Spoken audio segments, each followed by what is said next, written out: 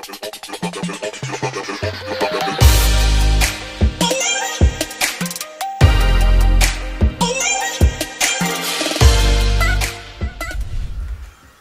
Côte d'Ivoire, une personne sur deux souffre d'hémorroïdes. Alors, c'est quoi l'hémorroïde? Qu'est-ce qui provoque l'hémorroïde?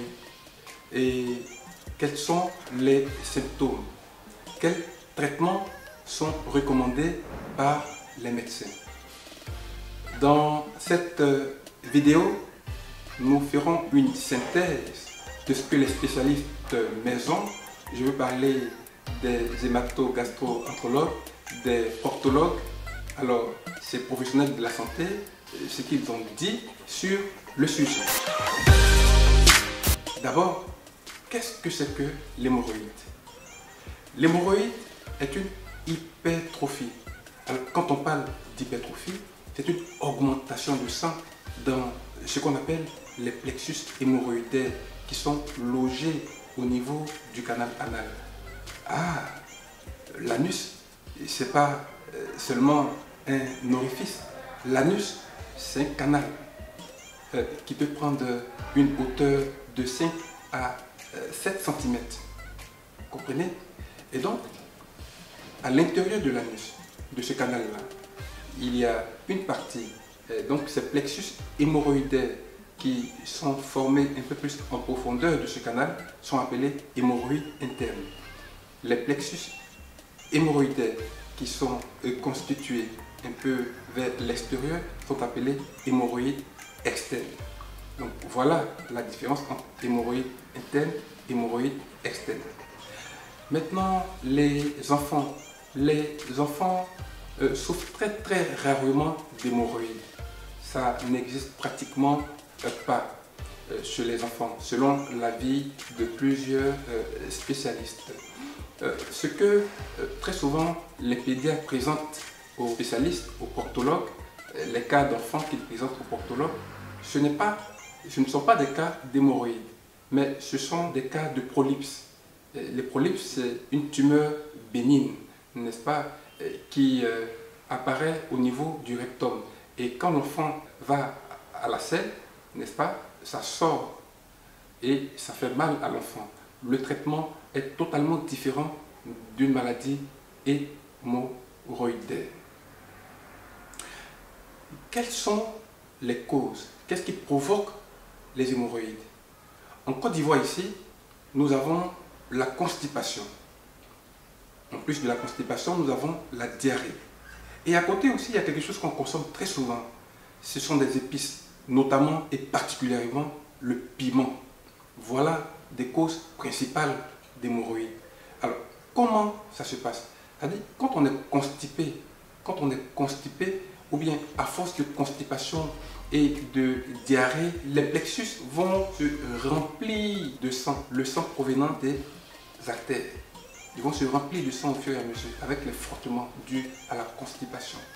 Et ainsi, on passera du stade 0 ou 1 au stade 2, 3, voire le stade 4. Alors, généralement, cela intervient, on commence à voir les vrais effets, n'est-ce pas, de la maladie, on commence à ressentir autour de 12 ans, voire même 15 ans. La plupart des cas, c'est à partir de 15 ans qu'on commence à ressentir. Donc quand on a des cas de constipation pendant l'enfance, ça se révèle vers l'âge de 15 ans pratiquement. Quels sont les symptômes de la maladie hémorroïdaire? Il y a ce qu'on appelle l'érectorragie. C'est le saignement qu'on observe au niveau de l'anus. Mais il y a aussi des démangeaisons, les démangeaisons de l'anus. Voilà, après les selles, il y a l'anus qui sort complètement. Et donc là, c'est quelque chose de très gênant.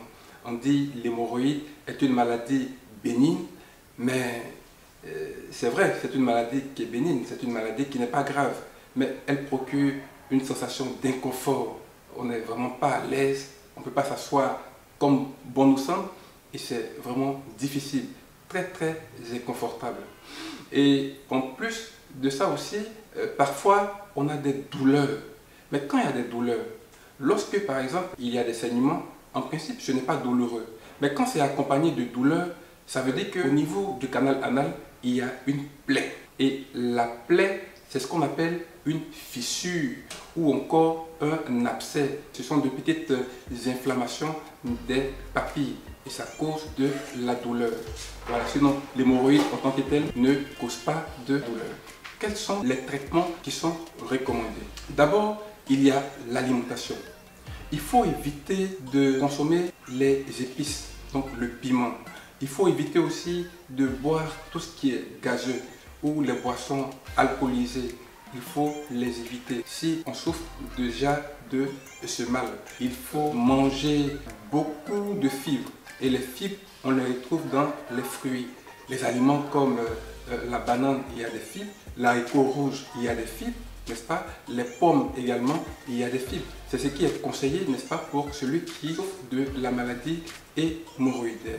Maintenant, il y a ce qu'on appelle les thromboses hémorroïdaires. Alors, les thromboses hémorroïdaires, c'est quoi? C'est une sorte de boule qui apparaît au niveau de l'anus. En réalité, ce sont des caillots de sang qui se sont formés là-bas. Et ce sang n'a pas pu répartir.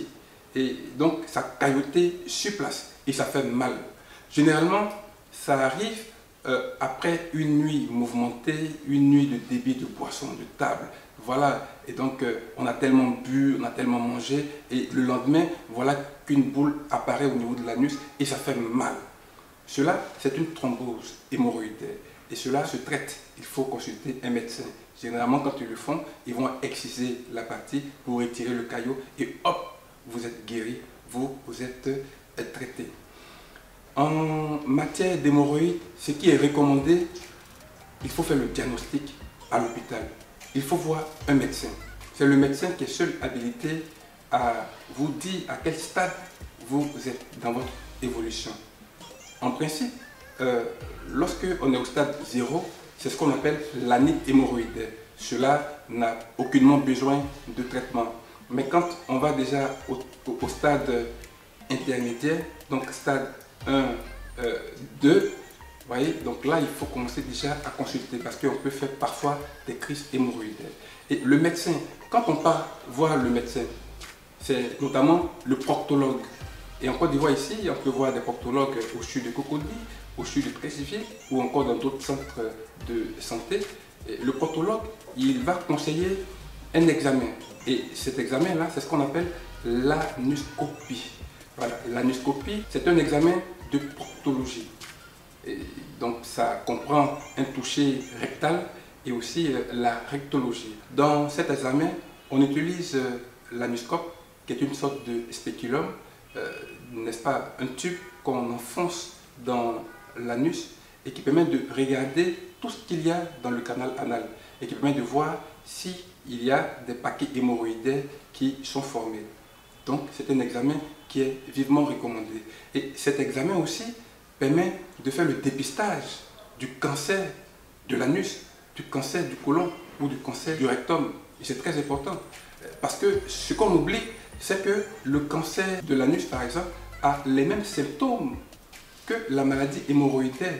Et quand on a le cancer de l'anus, il y a l'anus qui sort de la même manière. Vous voyez, donc à ce niveau-là, il faut faire cet examen-là pour qu'on soit véritablement situé. Si l'examen révèle que ce sont des paquets hémorroïdaires, simplement, on est sauvé.